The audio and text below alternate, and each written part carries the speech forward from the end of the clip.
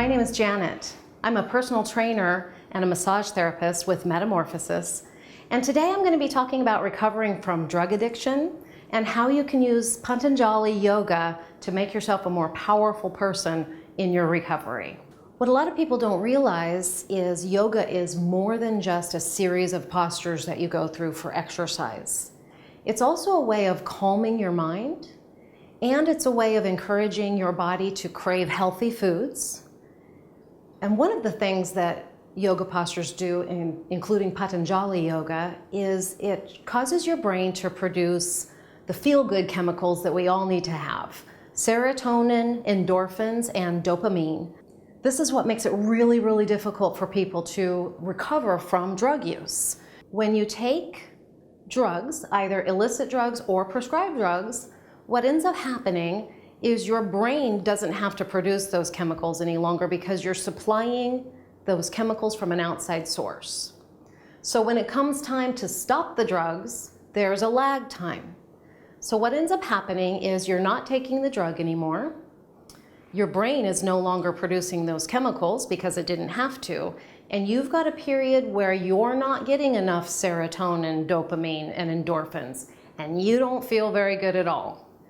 So the way Patanjali yoga can help with that is during your yoga session, when you're doing the postures, your brain will produce those chemicals, and it produces them in pretty large quantities. So during your yoga session, you're going to feel fabulous. The effects last for about 48 hours. And if you do Patanjali yoga, and really any other type of yoga on a regular basis, your brain will be producing those chemicals for you, and before you know it, your recovery, it will not be near as difficult. There are hundreds of yoga poses, also known as sutras, and I'm going to demonstrate one for you quickly. It's a Patanjali yoga sutra known as tree pose. So what you're going to do is I want you to lock your leg, choose a leg, start with any leg you like, lock it. Tell yourself you don't have a knee. That leg is so straight that it's no longer even a knee joint. It's like a tree trunk. Then what you're going to do is contract your core muscles. So suck them in tight. You're going to squeeze your glutes. And then you're going to very slowly start to bring your foot up. Now, depending on your flexibility is where you're going to be able to bring your foot.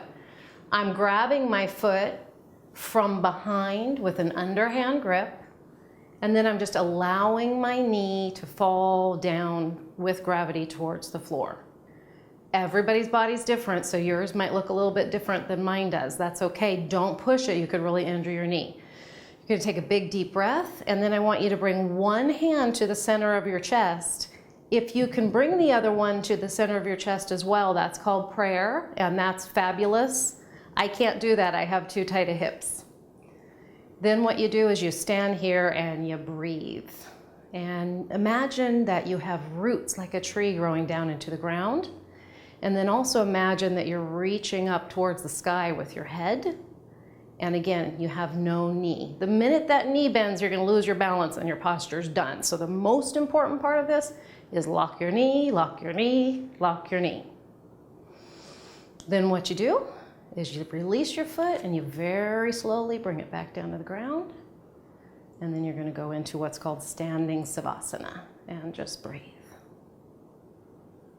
So I hope you'll try some Patanjali yoga if you're struggling with recovering from drug addiction. And thanks for watching. My name is Janet. I'm a personal trainer and massage therapist with Metamorphosis.